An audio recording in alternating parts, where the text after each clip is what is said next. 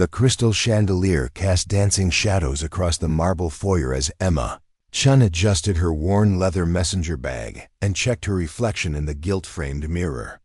26 years old, 5'4", with shoulder-length black hair that never quite stayed in its ponytail. She looked exactly like what she was, a nanny who shopped at thrift stores and lived in a studio apartment above a Korean restaurant in Queens. The Blackwood mansion towered around her like a monument to wealth she'd never known. Persian rugs that probably cost more than her annual salary stretched across floors, so polished she could see her scuffed sneakers reflected back at her. Through the floor-to-ceiling windows, manicured gardens rolled toward the Hudson River, where a private dock held a yacht the size of her entire apartment building. "Miss Chen?" The voice belonged to Mrs. Whitmore, the head housekeeper, whose starched uniform and severe expression made Emma feel like an intruder. "Mr. Blackwood will see you in his study." Emma's stomach tightened. 3 weeks into her employment, she'd managed to avoid any substantial interaction with Alexander Blackwood beyond their initial interview. The tech billionaire was either locked away in his study conducting business across time zones, or traveling to board meetings in cities she'd only seen in movies. His daughter Lily, a precocious 8-year-old with her father's dark eyes and her late mother's smile, had become Emma's entire world. The study door stood 15 feet tall, carved from what looked like a single piece of mahogany. Mrs. Whitmore's knock echoed like gunshots. "Come in." Alexander Blackwood stood silhouetted against windows that framed a Manhattan skyline across the river. At 32, he commanded rooms without effort, tall, broad-shouldered, with dark hair that always looked perfectly disheveled and eyes the color of storm clouds. Today, those eyes held something Emma couldn't identify. Tension? Suspicion? "Miss Chen." He didn't turn around. "Please sit." Emma perched on the edge of a leather chair that probably cost more than her car. "Is everything all right? Has Lily?" "Lily is fine." He finally faced her, and Emma's breath caught. The resemblance had always been there, lurking at the edges of her consciousness, but now it struck her like a physical blow. Same dark eyes, same stubborn jawline, same way of tilting their head when concentrating. She dismissed it as coincidence, the way strangers sometimes shared features. Now, with him studying her with such intensity, the similarities felt impossible to ignore. "Sir, if I've done something wrong, show me your hands." "I'm sorry?" "Your hands, Miss Chen, please." Confused, Emma extended her hands, palms up. Alexander moved closer, his gaze focused on her left ring finger. There, barely visible unless you knew to look for it, was a tiny scar shaped like a crescent moon, the result of a childhood accident with broken glass that had required 3 stitches. Alexander's face went white. He rolled up his own left sleeve, revealing an identical scar in the exact same location. The silence stretched between them like a chasm. Emma stared at their matching scars, her mind racing through impossibilities. "I don't understand." Alexander returned to his desk, withdrew a manila folder, and placed it before her. 3 weeks ago, I hired a private investigator to conduct background checks on all household staff. Standard procedure. His voice carried the measured tone of a man trying to maintain control. "What he found about you was unexpected." Emma opened the folder with trembling fingers. Birth certificates, hospital records, adoption papers, documents. That painted a story she'd never imagined. Her breath caught as she read her birth name, Emma Blackwood. "According to these records," Alexander continued, "you were born at Mount Sinai Hospital on March 15, 1997. Twin A, I was twin B, born 17 minutes later." The room spun. Emma gripped the chair arms, her knuckles white. "That's impossible. I was adopted as an infant from Korea. My parents showed me the papers. Falsified." Alexander's voice was gentle now, recognizing her shock. "Someone went to extraordinary lengths to separate us and hide your existence. The question is why?" Emma stared at the birth certificate bearing her name, her real name. This has to be a mistake. Some kind of identity theft, or the DNA test will confirm it. Alexander placed a small kit on the desk between them. I had mine done yesterday. The lab is waiting for your sample. DNA test? Emma's voice came out as a whisper. I know this is overwhelming. Believe me, I've had 24 hours to process this. And I'm still. He ran a hand through his hair, the first crack in his composed facade. Emma, if these documents are accurate, you're not just my twin, you're my heir. Half of everything I've built belongs to you. The words hit her like physical blows. Heir, billions of dollars. A life of luxury beyond imagination. And yet, all she could think about was the 8-year-old girl upstairs who called her Miss Emma and trusted her. Completely. Lily, she whispered. She doesn't know. No one knows except us and the investigator I hired. Alexander leaned forward. Emma, there's something else. Something that makes this situation dangerous. Dangerous? My father's will contained specific provisions about heirs. If another legitimate child was ever discovered, the entire inheritance structure would change. There are people who have built their lives around the assumption that I'm the sole heir. His expression darkened. People who wouldn't hesitate to ensure you never claim what's rightfully yours. Emma's mouth went dry. Are you saying someone would try to hurt me? I'm saying someone already has. Alexander opened another file, revealing photographs that made Emma's blood freeze. Pictures of her apartment building, her walking to work, her sitting in the coffee shop where she graded Lily's homework. Someone had been watching her. How long? She managed. The surveillance started 2 days after the investigator made his initial discoveries. Whoever separated us as infants has been monitoring the situation. They know we've found each other. Emma stood abruptly, pacing to the window.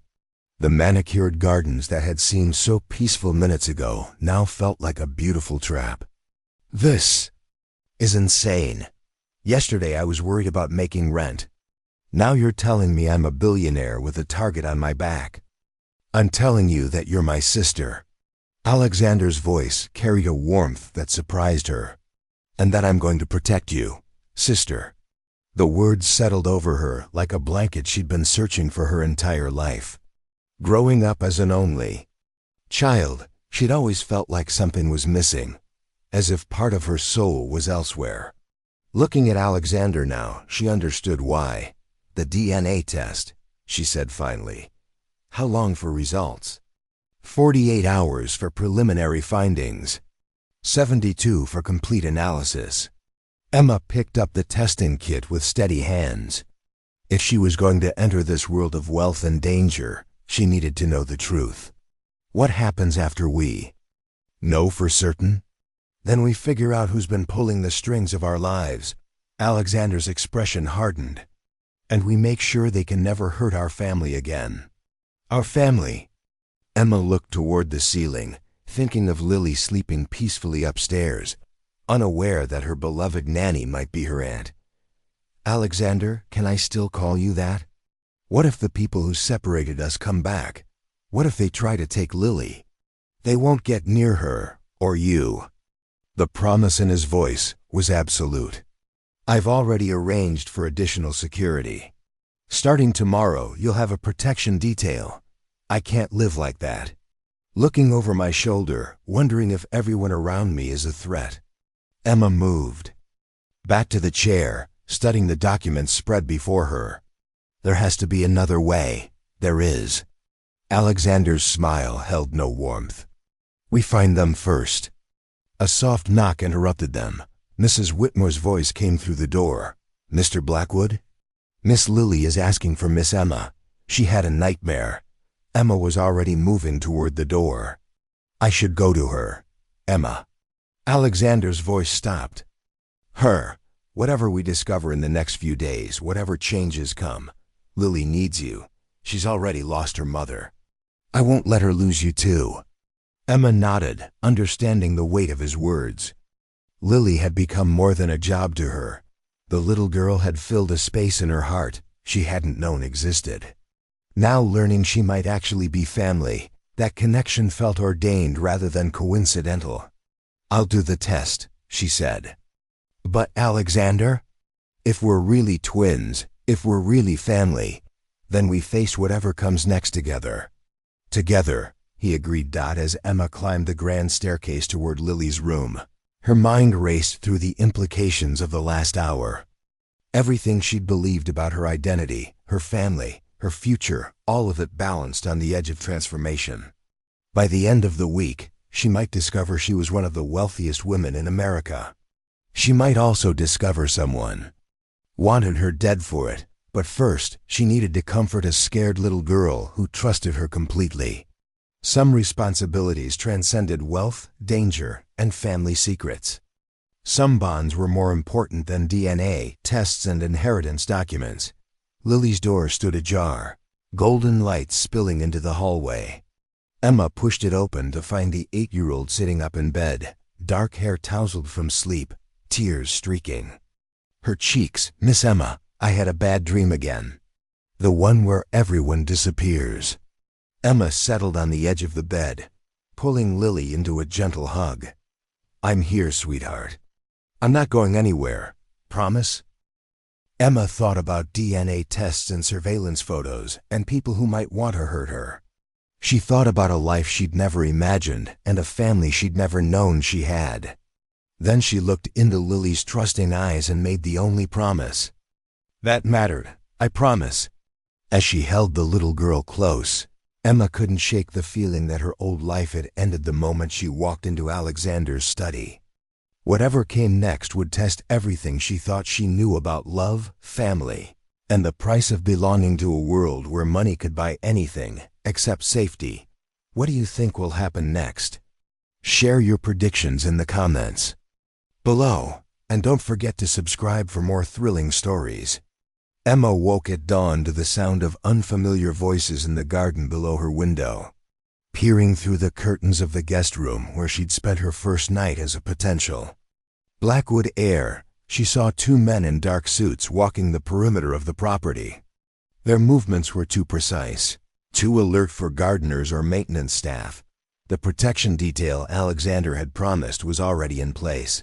She dressed quickly in jeans and a sweater, her usual nanny uniform of practical clothes that could withstand playground adventures and art projects. Today, the simple outfit felt like armor against a world that suddenly viewed her as either a threat or a target.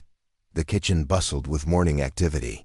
Mrs. Whitmore directed staff with military precision while Chef Laurent prepared what looked like enough breakfast to feed a small army. Through the breakfast nook windows, Emma could see Alexander on the terrace, speaking quietly into his phone while Lily bounced a tennis ball against the fountain steps. "Miss Emma," Lily spotted her and ran over, ponytail flying. "Daddy says we can't go to the park today. He says we have to stay here because of work stuff, but I think he's lying because he has that face." "What face?" "The one he makes when he's worried, but pretending he's not." Lily demonstrated an exaggerated, serious expression that was so like Alexander's that Emma's heart skipped. "Can we make pancakes instead? Chef Laurent makes fancy ones with berries, but yours are better because you let me flip them, even when I mess up." The normalcy of the request grounded Emma. Whatever chaos swirled around their family situation, Lily still needed breakfast and attention and the comfort of routine. "Of course we can make pancakes, but first, let me talk to your daddy." Alexander ended his call as she approached, his expression confirming Lily's assessment, worried, but trying to hide it. "Any news?" Emma asked quietly. "The lab expedited the DNA processing. We should have preliminary results by this afternoon." He glanced toward Lily, who was now attempting to teach the tennis ball to sit like a dog. "How much should we tell her?" "Nothing. Yet. Not until we're certain." Emma studied his face, noting the tension around his eyes. "But that's not what's really bothering you, is it?" Alexander handed her his phone, displaying a news article from the morning's financial section. "Blackwood Industry stock jumps on acquisition rumors. The piece speculated about potential merger discussions and quoted unnamed sources, claiming Alexander was considering selling major portions of his empire. "I never spoke to any reporters," he said. "These unnamed sources don't exist. Someone is deliberately spreading rumors about my business decisions. To what end? Market manipulation, most likely. If my company's value fluctuates dramatically, it creates opportunities for hostile takeovers or forced buyouts." Alexander's jaw tightened. The timing isn't coincidental. Someone knows about you, knows that discovering a twin heir would complicate ownership structures, and they're moving to position themselves advantageously.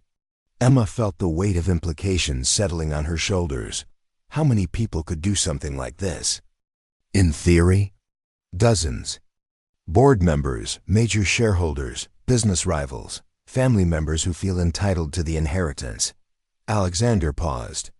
In practice, someone with both financial resources and intimate knowledge of my family history. That narrows the field considerably. Family members? Emma's voice carried a chill. We have family besides each other. Our father had 2 brothers. Uncle Richard died in a sailing accident 5 years ago, but his son Marcus inherited his shares in the company. And Uncle James ... Alexander's expression darkened. Let's say Uncle James has always felt he deserved a larger piece of the family fortune. Before Emma could respond, a commotion from the garden drew their attention. One of the security guards was speaking rapidly into his earpiece while pointing toward the tree line beyond the estate's walls. Another guard had moved to flank Lily, positioning himself between the child and whatever had triggered the alert. "Lily, come here, sweetheart." Alexander's voice remained calm, but Emma heard the steel beneath it. "Is someone out there?" Lily asked, skipping over with the tennis ball tucked under her arm. "Just security doing their job," Emma said smoothly. "Why don't we go inside and start those pancakes?" The guard's voice carried across the terrace. Single individual, approximately 200 yards northeast, using telephoto equipment. Subject departed when challenged. Photographer. Someone had been taking pictures of them, of Lily. Emma's protective instincts flared as she guided the little girl toward the house. But Lily twisted in her arms to look back. "Miss Emma, why are there so many security people?" "Usually there's just Mr. Peterson, and he mostly just sits in the guardhouse and does crossword puzzles. Smart kid. Too smart to be fooled much longer by vague explanations and worried adults." Emma exchanged a look with Alexander over Lily's head. "Your daddy's company is working on some very important projects," Emma said carefully. "Sometimes that means extra security to make sure everyone stays safe. Like how movie stars have bodyguards? Something like that." They spent the morning in the kitchen, and for a few hours, Emma could almost pretend their lives hadn't been turned upside down. Lily chattered about her upcoming school science project while mixing pancake batter with more enthusiasm than skill. Chef Laurent pretended to be scandalized by their takeover of his domain, but secretly helped Emma locate ingredients and clean up flour explosions. The pancakes turned out lopsided and slightly burned, exactly the way Lily liked them. They ate at the kitchen island, sharing orange juice and discussing the relative merits of butterflies versus beetles for the science project, while security guards patrolled the gardens and Alexander fielded calls from lawyers and investigators. At noon, Dr. Sarah Martinez arrived from the private DNA testing facility. A woman in her 40s with kind eyes and steady hands, she drew blood samples with minimal fuss while Lily was occupied with art supplies in the next room. "How certain can we be with preliminary results?" Alexander asked as Dr. Martinez sealed the samples. 99% accuracy for sibling relationships, she replied. Full genetic mapping takes longer, but twin identification is relatively straightforward. If you're siblings, we'll know definitively by 4 o'clock. The afternoon crawled by. Emma tried to focus on Lily's lessons math problems that seemed absurdly simple given the complexity of her current situation. Reading comprehension exercises that felt surreal when her own life had become incomprehensible. Every few minutes, she caught herself staring at Alexander, cataloging similarities she'd never noticed before. The way he absently rubbed his left temple when concentrating. The habit of tapping his fingers in groups of 3 when thinking. Mannerisms she'd dismissed as coincidence now seemed like echoes of shared genetics. At 3:47 p.m., Alexander's phone rang. Dr. Martinez's voice carried clearly through the speaker. "Mr. Blackwood, the preliminary results are conclusive. Emma Chen is your biological twin sister. Identical DNA markers, confirmed sibling relationship. I'll have the complete genetic profile tomorrow, but there's no doubt about the fundamental finding." Emma sank into the nearest chair, legs suddenly unsteady. Intellectually, she'd known this was the likely outcome. The evidence had been overwhelming. But hearing it confirmed transformed possibility into reality. She was Emma Blackwood. She was rich beyond imagination. She was part of a family she'd never known existed. She was also, apparently, in mortal danger. "There's more," Dr. Martinez continued. "The genetic analysis revealed something unusual in both your profiles. You carry markers for a rare blood type, negative with additional antigens that occur in less than 1% of the population. It's the kind of distinctive genetic signature that would make you very easy to identify and track." Alexander's expression darkened. "Track how?" "Blood tests, hair samples, even saliva from drinking glasses or eating utensils. Anyone with access to genetic sequencing technology could confirm your identities from minimal biological evidence." After the call ended, Emma and Alexander sat in silence, processing the implications. They were twins, they were wealthy, and they were uniquely vulnerable to anyone with the resources to conduct genetic surveillance. "We need to assume our locations have been compromised," Alexander said finally. "If someone has been watching you for weeks, they know you're here. They know we've made contact. So what do? We get ahead of the situation." Alexander moved to his laptop, fingers flying across the keyboard. "I'm calling an emergency board meeting for tomorrow morning. If someone's manipulating the market and planning a takeover, they'll have to show their hand when ownership structures potentially change." Emma watched him work, noting the focused intensity that had built a tech empire before his 30th birthday. "And if they don't show up? If they're working through intermediaries or shell companies, then we flush them out." Alexander's smile was sharp as a blade. "I'm announcing your existence publicly. Full genetic confirmation, legal documentation, immediate inclusion in all inheritance structures. Whoever separated us as infants loses any advantage from keeping you hidden. That's incredibly dangerous. If they're willing to kill to protect their interests, they're more dangerous to you as long as you remain hidden. Public knowledge provides protection. It's much harder to make a known heir disappear than an unknown nanny."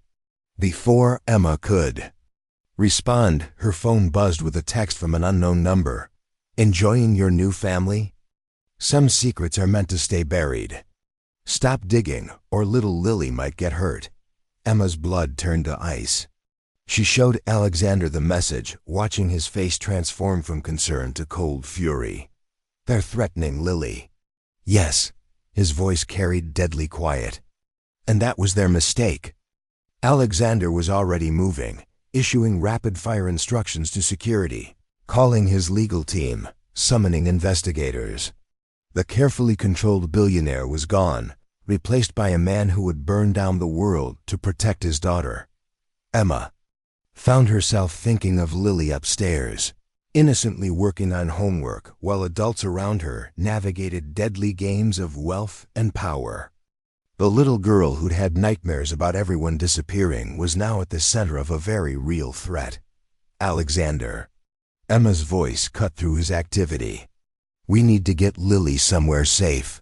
Somewhere they can't find her. Already arranged. My security team has a safe house in Vermont. Rural location, minimal digital footprint, former military personnel as guards. When? Tonight. We'll tell her it's a surprise vacation. Emma nodded, then looked at the threatening text again. They know about the DNA test. They know we've confirmed the relationship. How? Alexander paused his preparations, considering. Limited possibilities. Someone at the lab, someone monitoring our communications, or double quotes he met her eyes, someone inside this house. The implication hung between them like a sword. If someone within the Blackwood household was feeding information to their enemies, then nowhere was truly safe. Not the Vermont safe house, not the Manhattan penthouse, not even this heavily guarded estate. We need to assume everyone is compromised until proven otherwise, Emma said. Including household staff, security personnel, even family members. Especially family members. Alexander's expression was grim. In my experience, the most dangerous enemies are the ones who share your DNA. As if summoned by their conversation, the study door opened to admit a man Emma didn't recognize. Tall, silver-haired, with expensive clothes, and the kind of confident. Bearing that suggested wealth and authority, he moved into the room like he owned it. "Hello, nephew," the man said to Alexander. "I believe it's time we discussed your new sister." Alexander's jaw tightened. "Uncle James, I wasn't expecting you." "I'm sure you weren't." James Blackwood's gaze shifted to Emma, and she felt like a specimen under a microscope. "Miss Chen, I presume? Or should I say Miss Blackwood? The family resemblance is quite remarkable." Emma stood slowly, every instinct screaming danger. This man radiated the kind of smooth menace that hid behind expensive suits and cultured accents. "Mr. Blackwood, Uncle James will do fine. After all, we're family now." His smile never reached his eyes. "I do hope you understand the complexities your sudden appearance has created. There are delicate business relationships at stake, carefully balanced ownership structures that your presence threatens to upset." "Meaning?" Alexander's voice carried a warning. "Meaning, dear nephew, that some problems are better left unsolved. Some doors are better left unopened." James moved to the window, gazing out at the gardens where security guards patrolled. It would be a tragedy if this family reunion led to unintended consequences. Emma felt the words like a physical threat. "Are you saying someone would hurt us to prevent me from claiming inheritance rights?"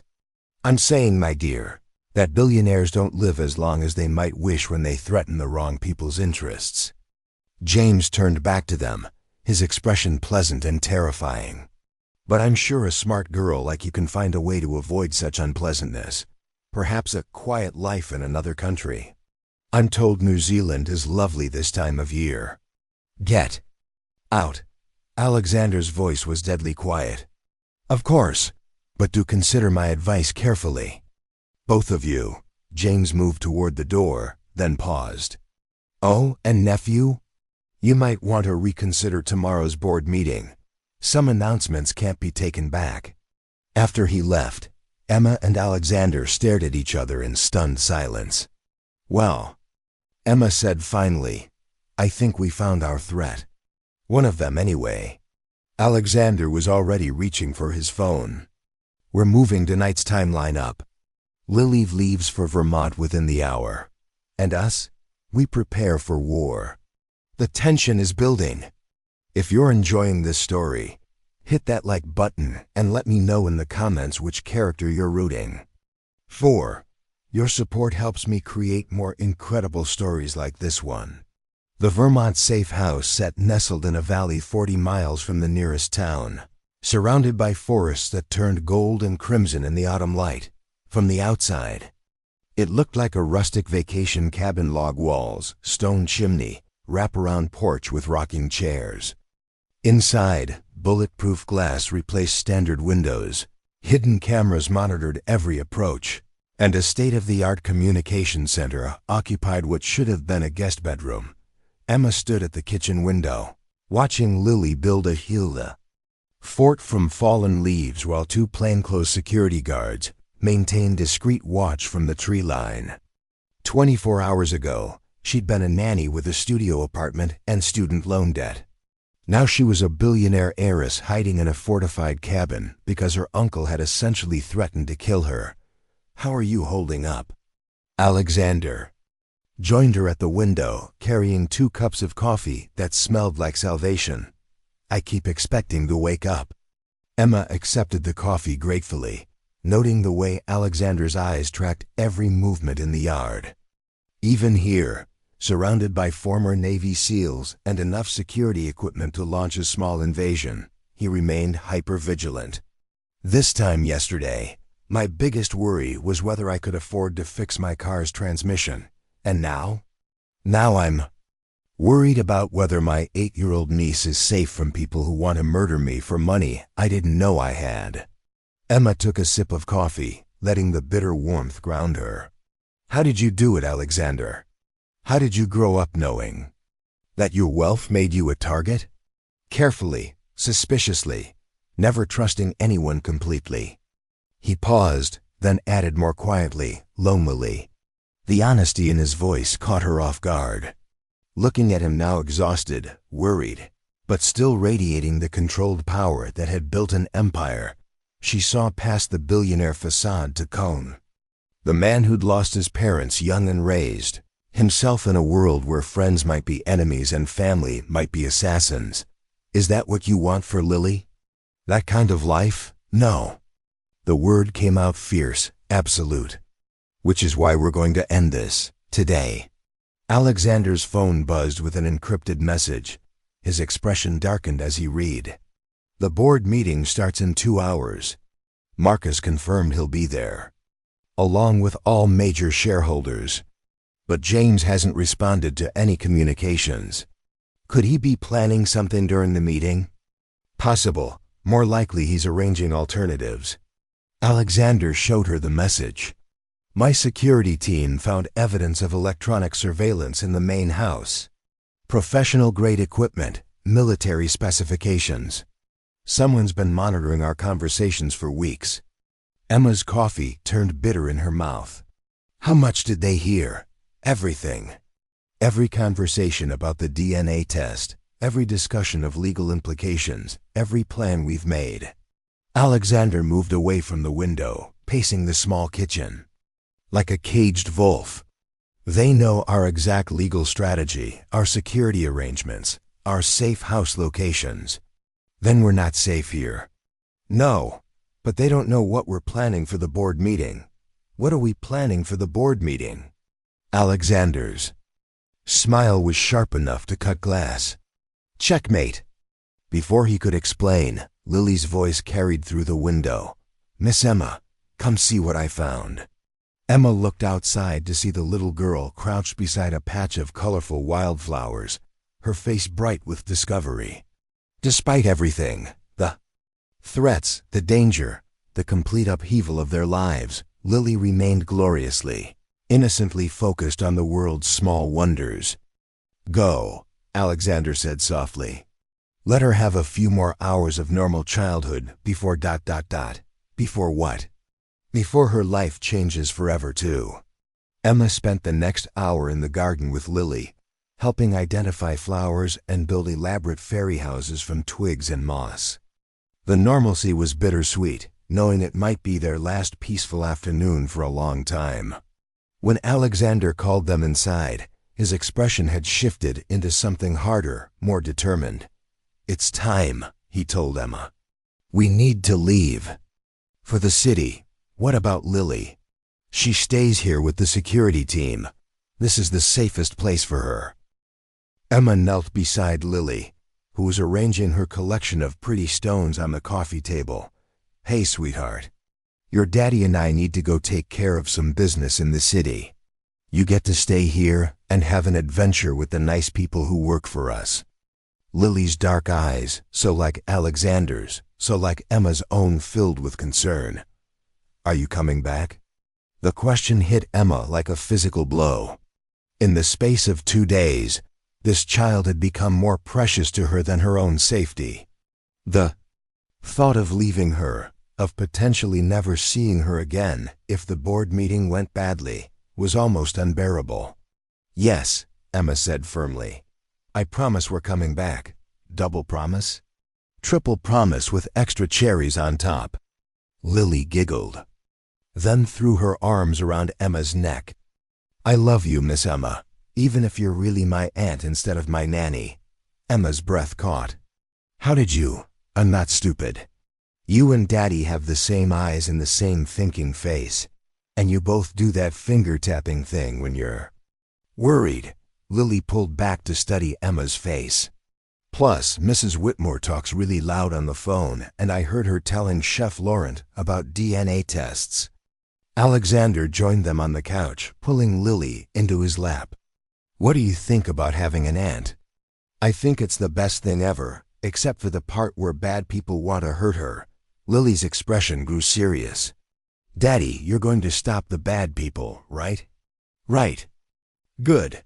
Because Miss Emma makes the best pancakes, and she reads voices for all the characters, and she always lets me win at checkers even though she's really smart and could beat me if she wanted to." Emma blinked back tears. "You knew I was letting you win?" "Of course. But you do it because you're nice, not because you think I'm dumb." "That's the difference." The drive back to Manhattan took place in tense silence. Alexander's armored SUV flanked by security vehicles as they navigated through traffic that seemed oblivious to the life and death drama playing out around them. Emma found herself studying her brother's profile, noting details she'd missed before: the small scar above his left eyebrow, the way he drummed his fingers against his leg when deep in thought, the protective way he checked the side mirrors every few seconds.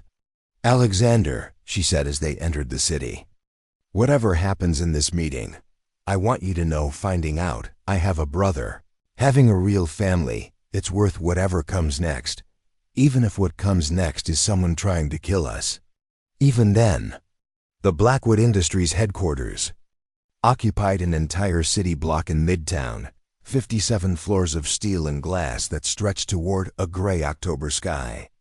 Emma had driven past the building countless times during her years in New York, never imagining she had any connection to the empire it housed. Now, stepping into the marble lobby with its soaring ceilings and abstract sculptures worth more than most people's houses, she felt the weight of legacy and expectation settling on her shoulders. This was her inheritance.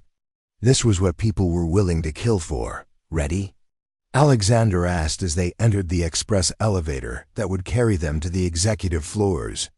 "No, but let's do it anyway." The boardroom occupied the entire 55th floor, with floor-to-ceiling windows offering panoramic views of the city. Around the massive mahogany table sat 12 people who collectively controlled billions in assets and thousands of jobs. Emma recognized a few faces from business magazines: tech leaders, venture capitalists, old money families who'd been rich since before computers existed. And there, at the far end of the table, sat Marcus Blackwood. Alexander's cousin was younger than Emma had expected, perhaps 35, with the kind of aristocratic features that appeared on Society magazine covers. Where Alexander radiated controlled power, Marcus projected entitled ease, as if the world existed for his convenience. When he saw Emma, his expression shifted from boredom to sharp calculation. "Ladies and gentlemen," Alexander began, taking his place at the head of the table, "thank you for accommodating this emergency session. I'll dispense with the preliminaries and address the matter directly." He gestured for Emma to join him. "I'd like you to meet Emma Chen legally, Emma Blackwood, my twin sister, recently discovered and genetically confirmed." The reaction was immediate and electric.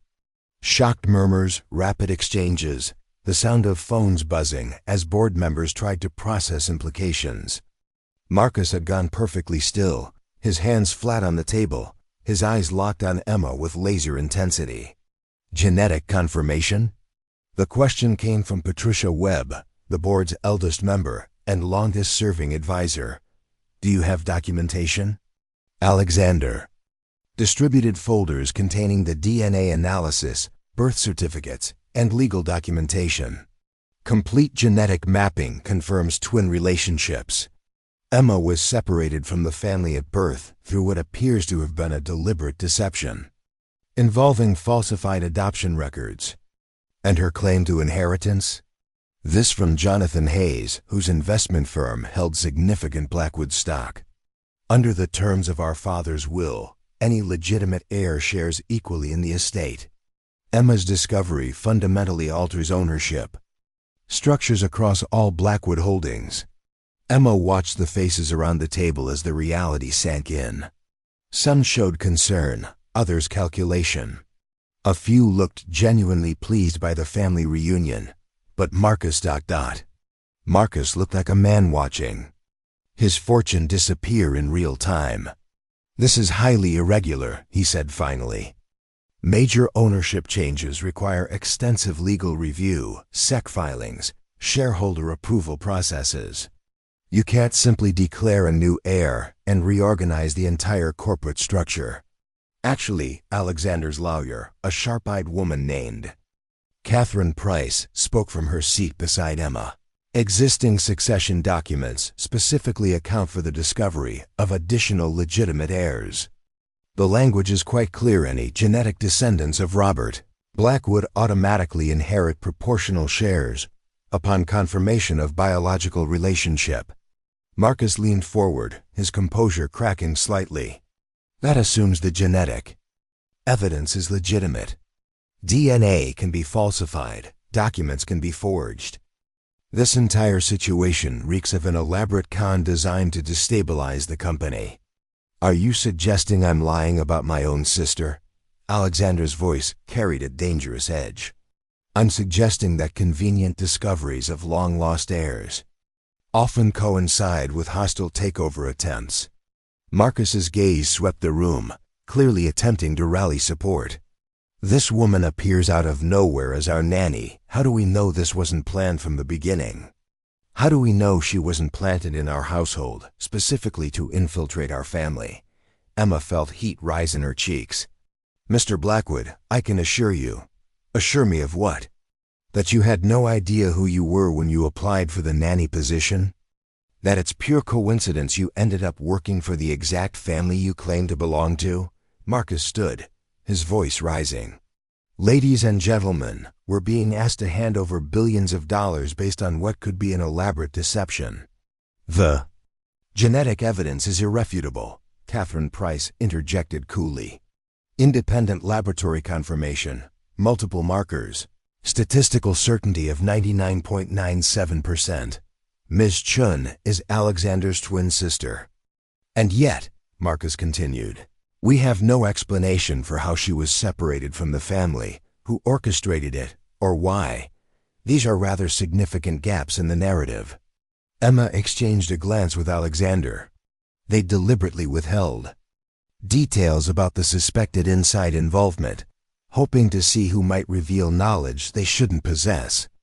Actually, Emma said, standing to face Marcus directly, we do have some theories about who orchestrated the separation. Someone with intimate family knowledge, access to resources, and a motive to eliminate potential heirs. Marcus's expression didn't change, but Emma caught the slight tightening around his eyes. Theories aren't evidence. No, but surveillance photos are. Alexander activated the wall display, showing images that made the boardroom fall silent. Photos of Emma outside her apartment, walking to work, sitting in coffee shops, time-stamped images dating back weeks. Someone has been watching my sister since before we knew of each other's existence. Jonathan Hayes leaned forward, studying the images, military-grade surveillance. This isn't amateur hour. No, it's not. Alexander clicked to the next slide. Financial records showing large cash transfers to offshore accounts. We've also identified unusual financial activity payments to private security firms, surveillance specialists and what appear to be professional facilitators. What kind of facilitators? Patricia Webb's voice was sharp. The kind that arrange for infant twins to be separated and one of them to disappear into the adoption system with falsified records. The silence in the room was deafening. Emma watched faces carefully, looking for tells, for signs of guilt or knowledge. Most board members appeared genuinely shocked. Marcus had gone very still, his earlier bluster replaced by careful calculation. "This is a serious accusation," he said finally. "You're suggesting someone in this room was involved in separating twin infants 26 years ago." "I'm stating facts," Alexander replied. "The question is who had both the motive and the resources to orchestrate such an elaborate deception." "And the answer," a new voice said from the boardroom entrance, "is standing right in front of you." Uncle James stepped into the room like a man attending his own coronation. Behind him walked two men in expensive suits whose bulky shoulders suggested they were more than legal advisors. "James," Alexander's voice was deadly quiet. "This is a closed board meeting." "Not anymore." James took the empty chair at the opposite end of the table from Alexander, his movements deliberate and confident. "Ladies and gentlemen, I'm afraid my nephew has been somewhat selective in his presentation of facts." Emma's blood turned cold as James opened a briefcase and withdrew a thick folder. "What Alexander hasn't told you," James continued, "is that his supposed sister has been in contact with industrial espionage agents. Her apartment was searched last week, and we found evidence of corporate surveillance equipment cameras, recording devices, transmission equipment sophisticated enough to compromise our most sensitive business communications." "That's impossible," Emma said, but doubt crept into her voice. How well did she really know her own apartment? Had someone planted evidence while she was at work? James smiled coldly. "Is it? You appeared in our lives at exactly the moment when Blackwood Industries was negotiating its largest acquisition in company history. You gained access to our household, our private conversations, our business strategies. And coincidentally, details of those private negotiations appeared in business publications within days." He spread photographs across the table, images of Emma's apartment showing electronic equipment she'd never seen before. Sophisticated cameras hidden in light fixtures, transmitters tucked behind furniture, recording devices that looked military grade. "Furthermore," James continued, "DNA evidence can be compromised. We've had Miss Chen's samples independently tested by a different laboratory." He placed a second set of documents on the table. "These results show significant discrepancies with Alexander's findings." Emma stared at the conflicting DNA reports, her mind reeling. "This is impossible. I know who I am. Do you?" James's voice was gentle, almost sympathetic. "Or do you know what you've been programmed to believe? Industrial espionage has evolved far beyond simple surveillance. Modern operations involve deep cover agents who undergo extensive conditioning to believe their own fabricated identities." Alexander was studying the documents with a growing alarm. "These test results. They show familial markers, but not twin identification." "Exactly. Ms. Chen shares some genetic characteristics with our family enough to pass casual inspection, but not enough to confirm a twin relationship." James leaned back in his chair, the picture of calm authority. "She's a cousin, perhaps. A distant relative is recruited and conditioned to believe she's Alexander's twin." Emma felt the room spinning around her. Everything she'd discovered about her identity, her family, her place in the world, could it all be a lie? Could she really be an unknowing agent in some elaborate corporate espionage scheme? "The surveillance equipment," she said weakly. "I never saw it before today." "Of course not. Deep cover conditioning includes memory suppression and selective awareness. You genuinely believe you're innocent because that's what makes you effective." James's tone was almost kind. "You're as much a victim here as we are." Marcus spoke for the first time since James's arrival. This explains the convenient timing, the perfect access, the remarkable coincidences. Someone's been playing a very long game. Emma looked around the boardroom, seeing doubt and suspicion replacing the tentative acceptance of minutes before. Even Alexander was studying her with new uncertainty, and that look cut deeper than any accusation. "No," she said, standing on unsteady legs. "I know who I am. I know what I've experienced. The dreams, the sense of something missing, the way. Lily and I connected immediately. You can't fake that kind of bond." "Can't you?" James asked gently. "Psychological conditioning is remarkably sophisticated. False memories can be implanted, emotional responses can be programmed. The sense of connection you feel, it's designed to make you believe in your own authenticity." Emma's phone buzzed with an incoming call. The caller ID showed Dr. Sarah Martinez, the geneticist who'd conducted the original DNA testing. Emma answered with trembling fingers. "Miss Chen," Dr. Martinez's voice was tight with stress. "I need to speak with you immediately. There's been a security breach at our laboratory. Someone accessed your genetic samples and may have compromised the testing process." The words hit Emma like physical blows. Around the boardroom, she could see the last vestiges of support crumbling. Even Patricia Webb, who'd seemed sympathetic to her cause, was now studying her with open suspicion. "The equipment in your apartment," Alexander said quietly. "When was it installed?"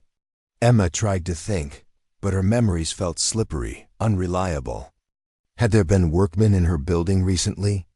Maintenance visits she'd forgotten? Time periods when she couldn't account for her whereabouts? I don't remember." "Of course you don't," James said with what sounded like genuine sympathy. "That's how the conditioning works. You're programmed to forget anything that might compromise your mission." "What mission?" Emma's voice came out as a whisper. "To destabilize Blackwood Industries. To create chaos in our ownership structure. To provide inside access for a hostile takeover." James stood, moving around the table toward her. "The real tragedy is that you genuinely believe you're innocent. In your mind, you're just a young woman who discovered her family. In reality, you're a weapon aimed at everything we've built." Emma backed away from him, her mind racing through possibilities. Could everything she believed about herself be false? Could her entire identity be an elaborate construction designed to infiltrate the Blackwood family? "The surveillance photos," Alexander said suddenly. If Emma was an agent, why would her handlers photograph her so obviously? Why leave evidence of their monitoring? James paused, and for just a moment, Emma saw something flicker across his expression. Uncertainty? Annoyance? "Misdirection," he said smoothly. "Make us think she's a target when she's actually the weapon." But Emma had caught that momentary hesitation, and it gave her strength. "You're lying." "Am I?" "Yes, because if I were really an agent, if this were all an elaborate deception, you wouldn't be working so hard to discredit me." Emma moved back toward the table, her confidence growing. "You'd simply have me arrested. You'd call the FBI and let them handle an industrial espionage case. Instead, you're here spinning increasingly complex conspiracy theories." James's smile didn't waver, but Emma saw steel beneath it. "Perhaps. Or perhaps the situation is more delicate than simple law enforcement can handle." "Or perhaps," Alexander said, his voice cutting through the tension like a blade, "you're the one who separated us as infants, and now you're desperate to maintain the lie." The accusation hung in the air like a grenade. James looked around the boardroom, clearly calculating odds and alliances. "That's a serious charge, nephew." "Yes, it is. And I have evidence to support it." Alexander activated the wall display again, showing financial records Emma hadn't seen before. Bank transfers, corporate payments, investment schedules, all pointing to a pattern of systematic embezzlement spanning decades. "While we were investigating Emma's background," Alexander continued, "we also audited family financial records. Uncle James, you've been systematically stealing from Blackwood Industries for over 20 years. skimming percentages from major deals, creating shell companies to redirect profits, even selling inside information to competitors. The color drained from James's face. Those records are fabricated. Are they? Or is this why you separated Emma and me as infants? Because you knew that additional heirs would eventually trigger a complete financial audit. Alexander's expression was granite hard. You couldn't risk discovery, so you eliminated half the potential threats to your embezzlement scheme. Emma watched the pieces fall into place. You've been stealing from your own family for decades. When Alexander and I were born, you realized that eventually we'd grow up and potentially discover your theft. So you arranged to have me disappear, thinking you'd only have to fool one heir instead of two. This is preposterous, James said, but his composure was cracking. Is it? Because I think the real reason you've been watching me isn't to orchestrate some complex industrial espionage scheme. It's because you've been terrified that someday I'd find my way back to the family and expose what you've done. Marcus had been studying the financial records on the display. James, these audit trails, they're quite detailed. If even half of this is accurate, it's all accurate, Alexander said. 23 years of theft, hundreds of millions in stolen assets, and the murder of our parents.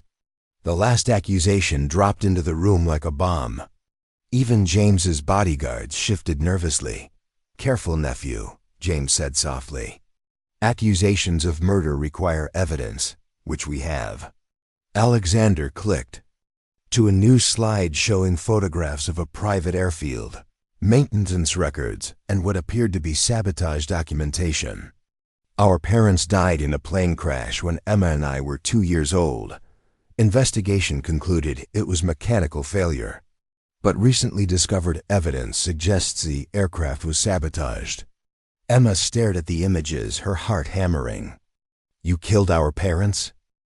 I eliminated obstacles to my financial security, James said, his mask finally dropping completely.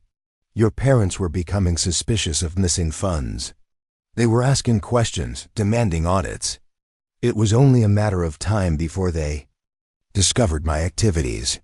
The casual admission of double murder sent shockwaves through the boardroom. Several board members were already reaching for their phones, presumably to call security or law enforcement, but James wasn't finished. Unfortunately, killing your parents created new problems. Twin heirs were inconvenient, so I arranged for one of you to disappear into the adoption system while the other remained to eventually inherit a manageable portion of the estate. Manageable by you, Emma said. Precisely. Alexander would inherit the company and the fortune, but I would continue to manage the actual finances.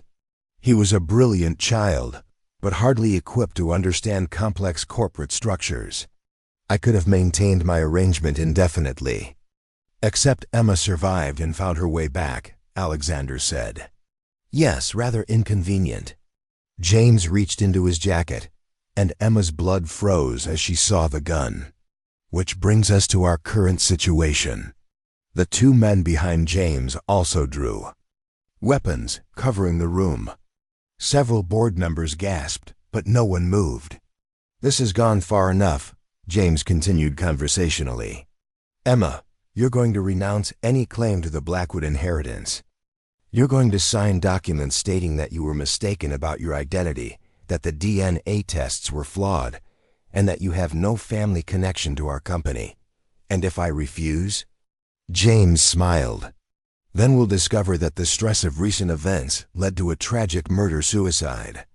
Alexander, overcome with grief and confusion about his sister's true identity, killed her and then himself. Very sad. But these things happen in wealthy families. Emma looked around the boardroom, seeing terror on every face. These people were witnesses to multiple confessions of murder and embezzlement. James couldn't possibly let them live. You'll kill everyone here, she said. Not if they're sensible. Board members who cooperate will find their memories adjustable.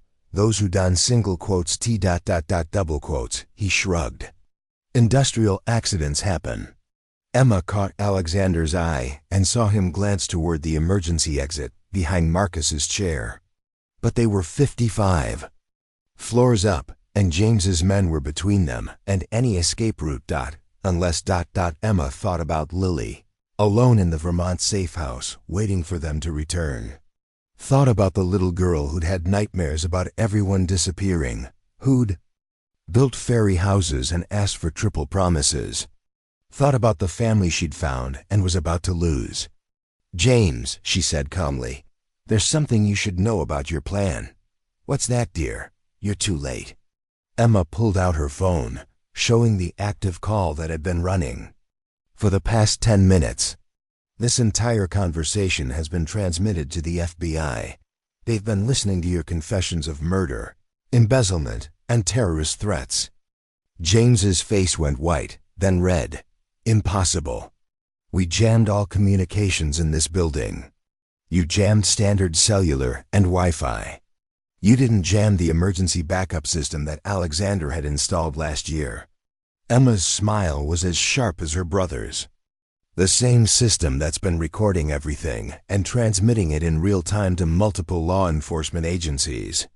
The sound of sirens was already rising from the street below.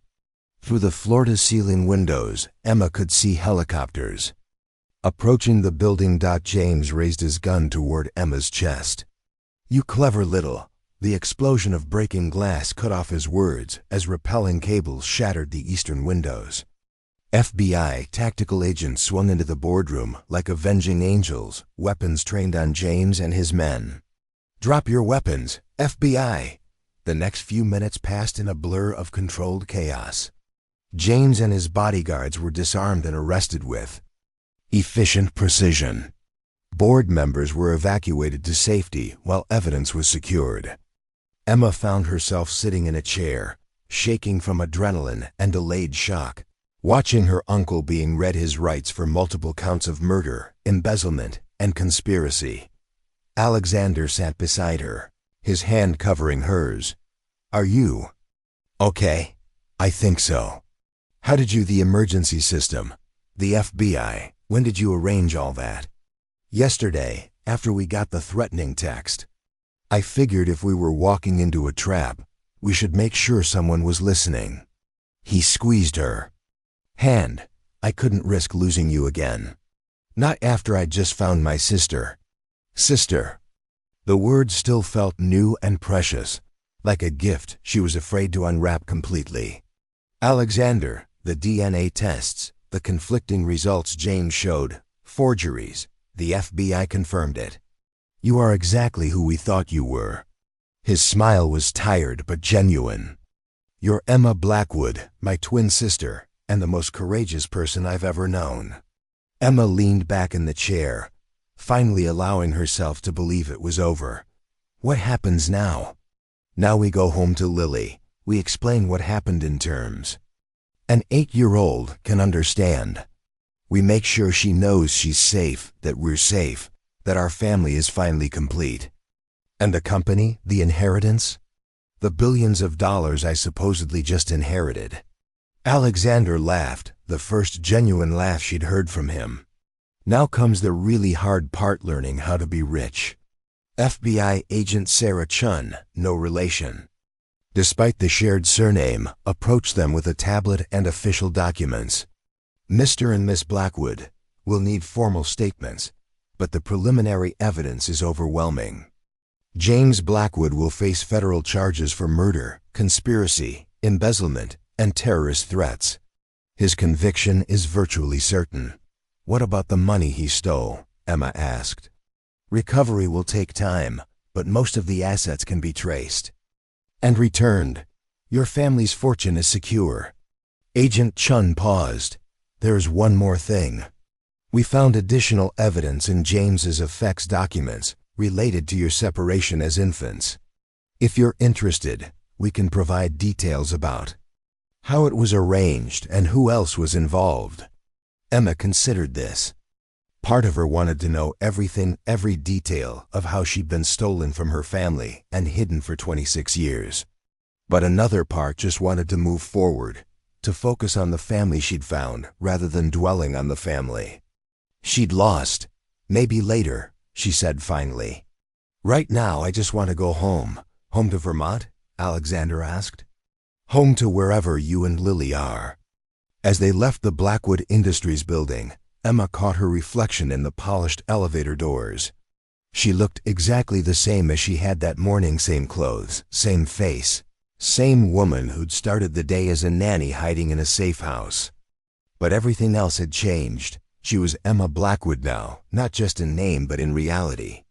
She had a brother who'd risked everything to protect her, a niece who loved her unconditionally, and a fortune that would ensure none of them ever had to worry about safety or security again. But more than that, she had something she'd been searching for her entire life without realizing it. She belonged somewhere. She was part of something bigger than herself. She had a family that would fight for her the way she would fight for them. The autumn sun was setting as their armored convoy headed north toward Vermont, painting the sky in shades of gold and crimson. Emma watched the city disappear behind them and felt something she'd never experienced before, the deep, settled peace of knowing she was exactly where she belonged. The Vermont safe house had been transformed in their absence. What Emma and Alexander had left as a temporary refuge, they returned to as the scene of the most joyful family reunion of her life. Lily spotted their convoy before it even reached the main drive, her small figure silhouetted in the kitchen window. By the time Emma stepped out of the SUV, the 8-year-old was racing across the yard at full speed, dark hair flying behind her like a banner. Miss Emma, Daddy, you came back. You kept your promise. Emma dropped to her knees just in time to catch Lily's flying tackle hug, holding the little girl tight while breathing in the scent of autumn leaves and children's shampoo. For a moment, nothing else mattered, not the inheritance, not the corporate empire, not even the relief of surviving Uncle James's murder plot. This was what family felt like. This was home. Triple promise with extra cherries on top, Emma whispered into Lily's hair. I told you we'd come back. Are the bad people gone now? Lily pulled back to study Emma's face with the serious intensity only children could manage. Yes, sweetheart. The bad people are gone. We're safe now. All of us? Forever? Alexander joined their huddle, his arms encircling both Emma and Lily. All of us forever. I think they suspected enough to make James feel threatened. The timing of their deaths, right after James arranged your disappearance, it's too coincidental. So they died trying to protect us. They died because they were good people who couldn't ignore wrongdoing, even in their own family. Emma thought about parents she couldn't remember, people who'd loved her enough to risk their lives investigating corruption. I wish I could remember them.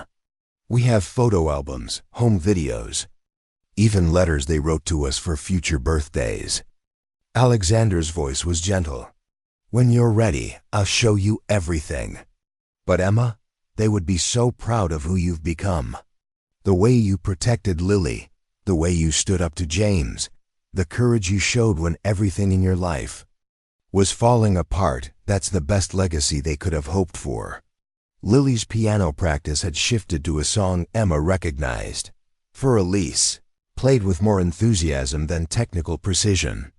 Through the doorway, she could see the little girl's face scrunched in concentration, her tongue poking out slightly as she navigated the more difficult passages. She's going to be remarkable, Emma said. She already is. And now she has both of us to help her become whatever she wants to be.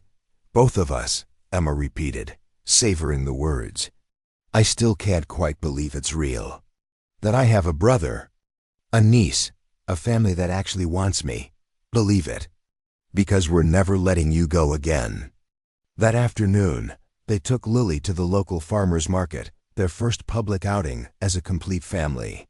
Emma had worried about media attention, but the small Vermont town seemed blissfully uninterested in billionaire drama.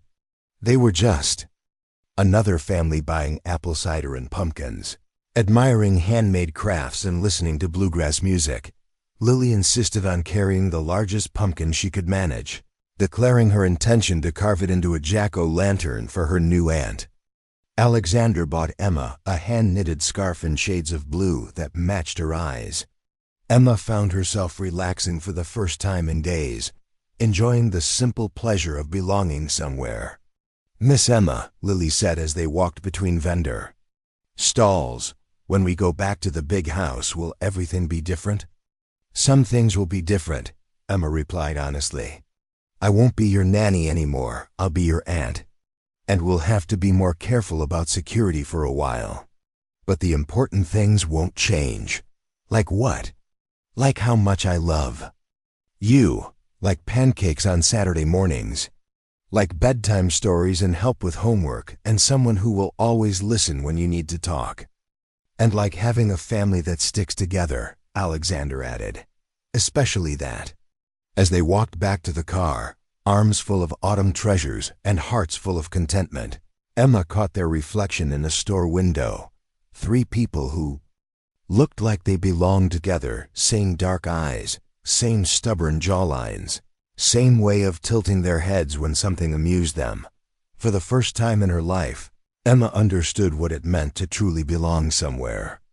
Not just to have a place to sleep or people who tolerated her presence, but to be an integral part of something larger than herself.